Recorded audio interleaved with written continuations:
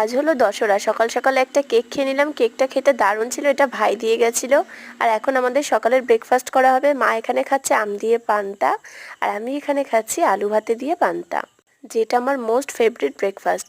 আর আজকে হবে বিরিয়ানি, তো এখানে সব কিছু কেটে কুটে নিয়েছি। এবারে আদা রসুনটা পেস্ট করে আমি কিন্তু বিরিয়ানির মাংসটা ম্যারিনেট করে রেখে দেবো। আর বিরিয়ানির সাথে এখানে চিকেন কষাও হবে, তো বিরিয়ানির মাংসের সাথে যে চিকেন কষাটা হবে সেটাও কিন্তু আলাদা করে ম্যারিনেট করে রেখে দেবো।